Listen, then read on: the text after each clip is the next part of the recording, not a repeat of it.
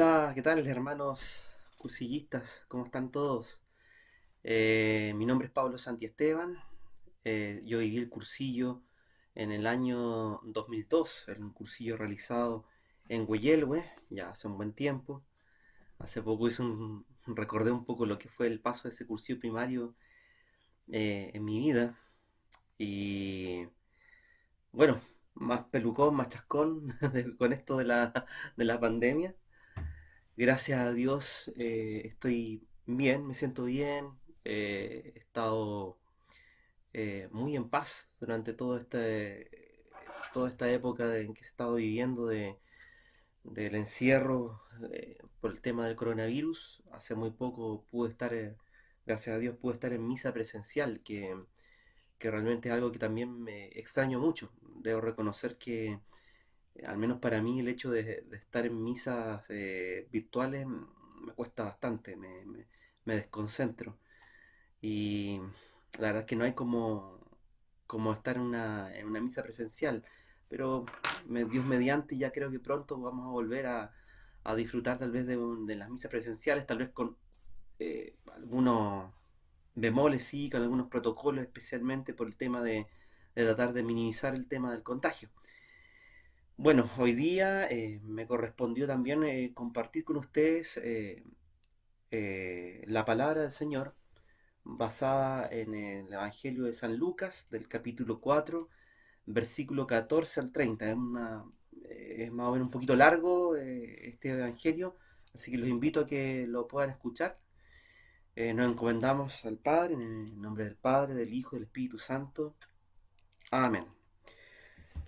Y dice así: Jesús volvió a Galilea por la fuerza del Espíritu, y su fama se extendió por la región. Él iba enseñando en sus sinagogas, alabado por todos. Vino a Nazaret, donde se había criado, y según su costumbre entró en la sinagoga el día de sábado, y se levantó para hacer la lectura.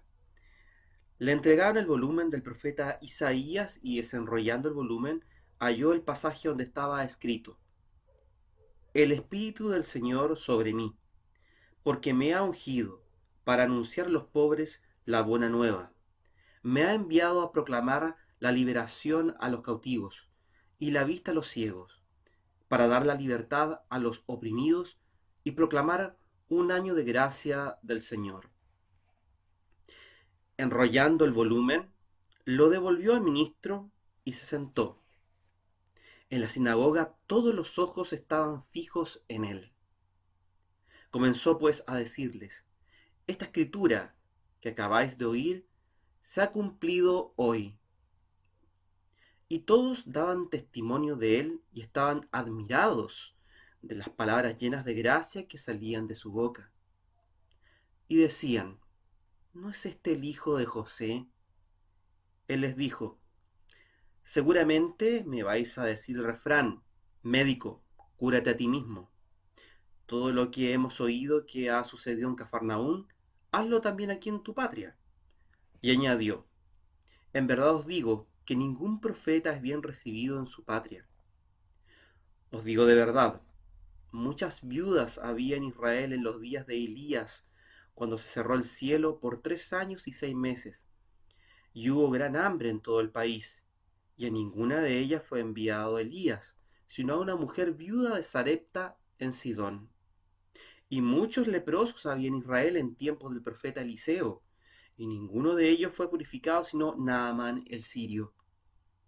Oyendo estas cosas, todos los de la sinagoga se llenaron de ira, y levantándose, le arrojaron fuera de la ciudad, y le llevaron a una altura escarpada del monte sobre el cual estaba edificada su ciudad, para despeñarle.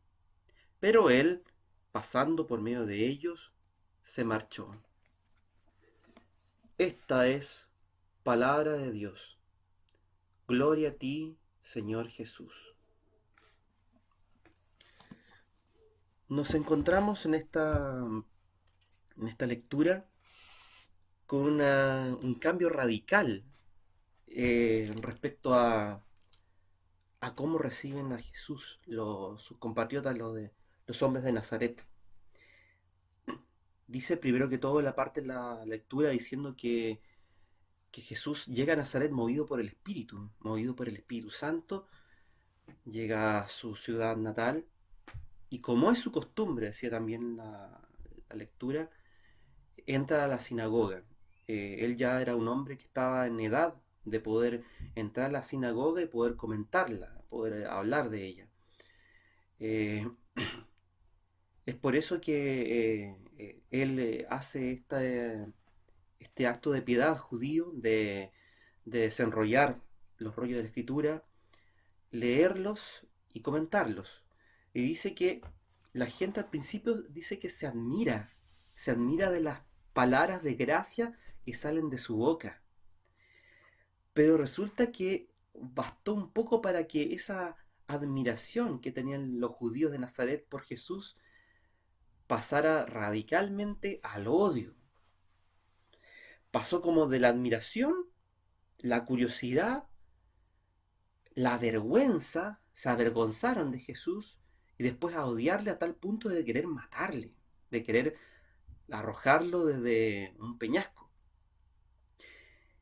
Esto es porque Jesús sabía en cierto modo lo que iba a pasar. Le iban a pedir tal vez que hiciera los grandes milagros que había hecho en Cafarnaúm y querían que los repitiera.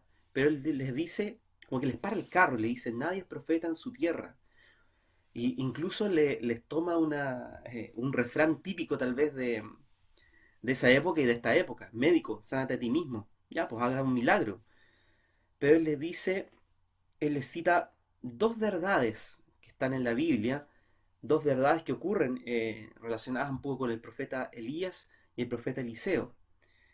Jesús no miente. Casi es como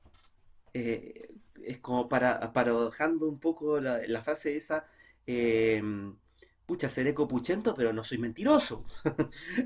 Jesús no miente y dice verdades muy fuertes también al pueblo de Nazaret, cuando él dice que, que no todos, solamente el pueblo de Israel va a ser beneficiado con la gracia de Dios, sino que también otras personas que tal vez no han escuchado de la gloria del Señor, también me lo van a escuchar a Él. Eh, y llegamos a la conclusión de que tal vez podrá haber admiración por Jesús. Y muchos de nosotros en los tiempos actuales, tal vez muchos admiran a Jesús y dicen, oh, importante lo que dijo Jesús en su época, pero no nos podemos quedar solo en la admiración y preguntarnos, ¿creemos realmente en Él? ¿Creemos en su palabra? ¿Creemos en la fuerza del Espíritu Santo que emane de Jesús y que es transmitida a sus discípulos? ¿Somos fieles a la palabra y somos fieles y creemos en lo que nos dice Jesús? ¿O simplemente lo seguimos por moda? Porque en los tiempos actuales hay muchas modas, hay muchas ideologías, algunas muy sensibles y acertadas, pero otras muy mal enfocadas, pero bien explicadas también. El Señor en esta palabra nos dice y nos quiere hacer entender, ¿tenemos fe en Él? ¿Creemos en Él? ¿O nos quedamos en una simple admiración, en un simple sentimiento?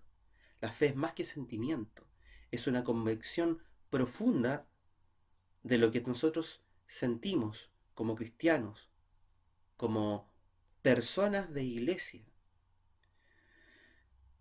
Eh, en esta pandemia, muchos nos hemos tenido que tal vez vernos enfrentados un poco a nuestra propia fe y vivir momentos difíciles, ya sea de enfermedad o de soledad o de desempleo u otro tipo de situaciones.